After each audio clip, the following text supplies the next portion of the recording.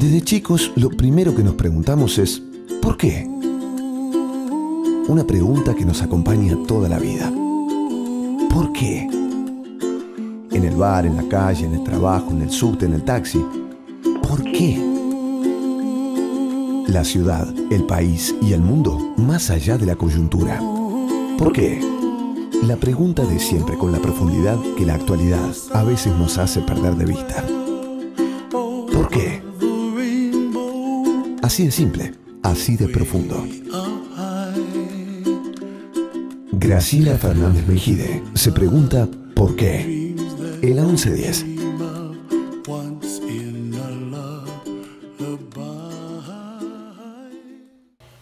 ¿Te gusta lo que haces? Me gusta lo que hago. Y la verdad que me considero en ese sentido un privilegiado. He podido dedicarme al trabajo intelectual, a la docencia, a la investigación. Incluso puedo hacerlo ahora que ya estoy jubilado. Sí. Me gusta lo que hago. Y contanos qué es lo que haces. Bueno, yo soy profesora e investigadora, yo diría, básicamente en teoría política. Yo estudié sociología en Francia, yo estuve 10 años en Francia, exiliada al principio, del 77 al 87 luego. Estudié sociología allá, después fui girando hacia la teoría política y la filosofía política. Y acá cuando volví a Argentina, desde que volví a Argentina soy investigadora del CONICET en temas de teoría política y profesora de la UBA. Y en realidad hago dos cosas. Por un lado hago investigación y escribo y pienso sobre historia reciente de la Argentina, y eso yo diría es casi una cosa más, una necesidad existencial de pensar sobre los años 70, de pensar cómo se piensa hoy los 70, y por otro lado hago teoría política más pura, trabajo sobre autores en general del siglo XX, autores de filosofía política del siglo XX, teoría de la democracia y este tipo de cosas. Yo me he ligado desde la recuperación democrática al trabajo en la universidad, en la Facultad de Psicología. He sido profesor durante más de 20 años de historia de la psicología. Y bueno, entré a CONICET y mis investigaciones giran alrededor de esos temas, alrededor de los temas de historia del psicoanálisis, de la psicología, de la cultura ligada al mundo psi, digamos, y en algún momento a los temas que tienen que ver más con la relación entre historia, memoria, representaciones y elaboraciones de la violencia en la Argentina, y son esos temas sobre los que trabajo, investigo y escribo, ¿no? Contanos brevemente a qué escuela primaria fuiste, a qué secundaria, a qué universidad. Bueno, yo vengo de una familia católica, practicante, pero uno podría decir culturalmente católica, por lo tanto toda mi educación ha sido en colegio católico, ¿no? Entonces, soy de Parque Patricios, fui a un colegio de los hermanos maristas, la Inmaculada, en Parque Patricios, ahí hice la primaria.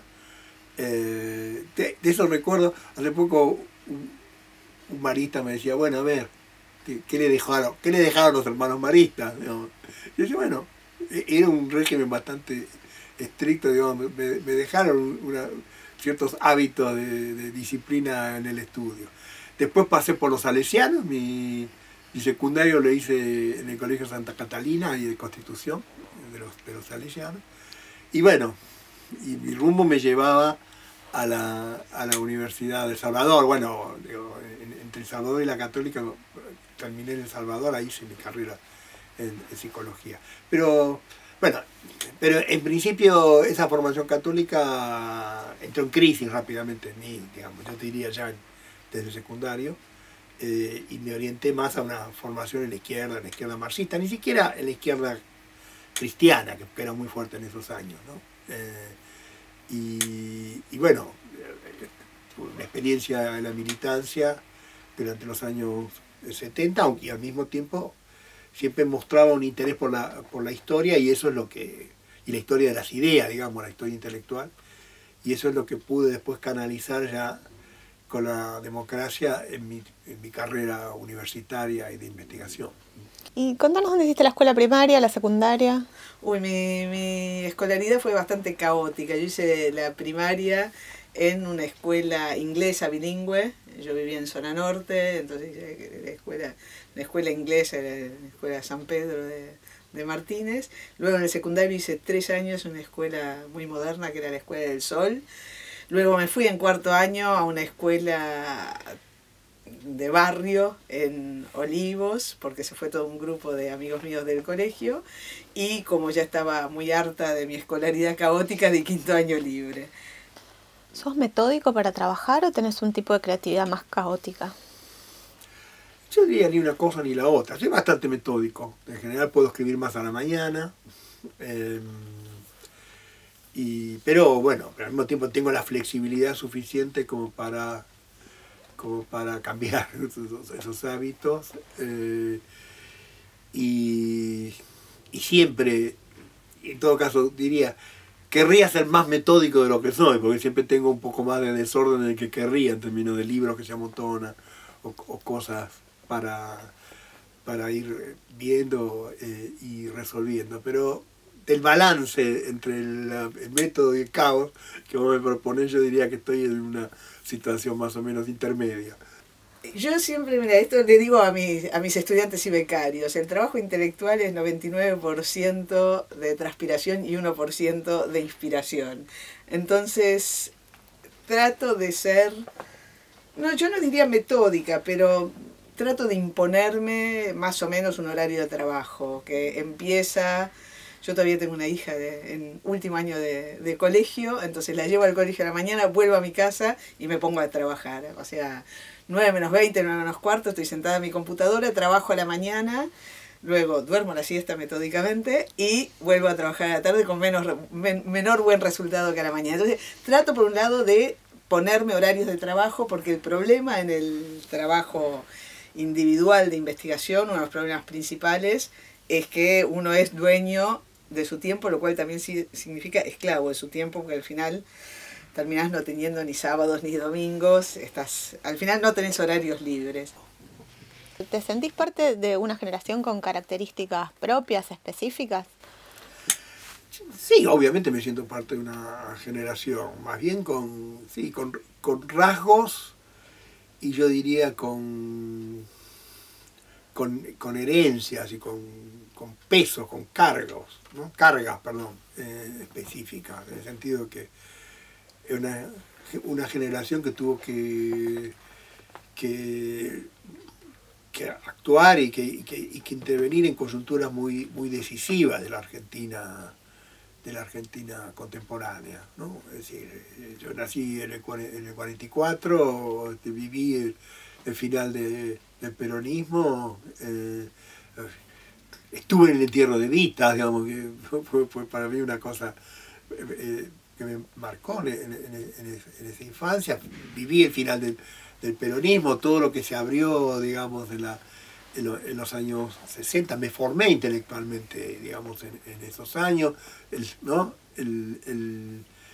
La aceleración de los tiempos y de la política en los 70, los imaginarios de la revolución, la restauración democrática, que es decir, en ese sentido diría parte de una generación a lo que le tocó quizás más que a otras, no sé, siempre es difícil comparar, una suerte de peso muy grande, de carga muy grande, de situaciones históricas muy fuertes, muy cargadas de consecuencias, ¿no?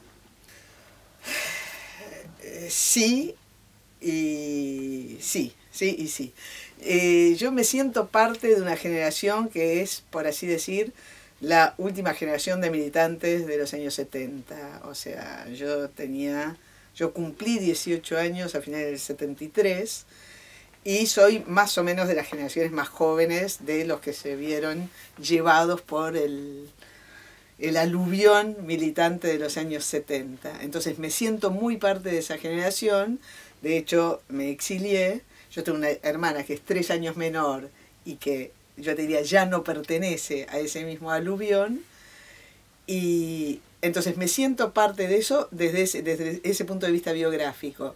Desde el punto de vista profesional, te diría casi que pertenezco a una generación que no existe como tal, que somos 10. Porque somos una generación que en las ciencias humanas y sociales, cuando nos hemos formado casi siempre en el extranjero o en el exilio, porque las ciencias sociales, la sociología o las ciencias políticas. Bueno, en el año 76 la Facultad de Sociología prácticamente desapareció. Ciencia política no existía como tal. Hay gente que se formó acá, que estudió ciencias políticas en universidades privadas, pero además una generación muy, muy diezmada por la dictadura, y que entonces, como te decía, somos muy pocos, y me siento laboralmente más bien parte de una generación ausente. ¿Y qué pensás o qué te resultaría deseable que tu generación le aporte a las nuevas generaciones, si es que pensás que le puede aportar algo, o bueno, si no, no, pero ya sea desde el punto de vista tal vez estrictamente académico y profesional, o desde un punto de vista más general? Bueno, ahí es donde interviene mi relación con el tema de los 70, ¿no? Yo ahí sí siento una especie de responsabilidad generacional, que no sé si se lo transmito a toda mi generación, como que yo querría que mi generación tal o cual cosa, pero sí siento una especie de responsabilidad generacional de legar a las generaciones más jóvenes un relato no maniqueo sobre los años 70 y preguntas, ¿no? O sea, legar la posibilidad de pensar los años 70 en toda su complejidad, en todo su dramatismo, y no adscribiendo a un relato creo que un relato dominante hoy de una simplicidad aterradora. Ahí es difícil hablar en general, en fin,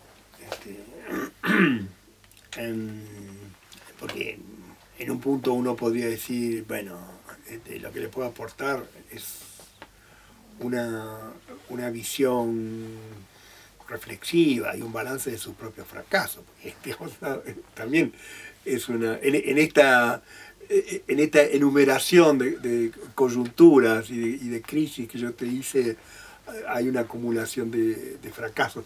Yo diría, para usar un término de un autor francés, promesas incumplidas. Entonces, en todo caso, el balance de las promesas incumplidas y de los fracasos. Creo que esa sería la contribución mayor que podríamos hacer, ¿no? Buenísimo. Bueno, muchas gracias. Buenísimo. Bueno, muchísimas gracias. Gracias a ustedes.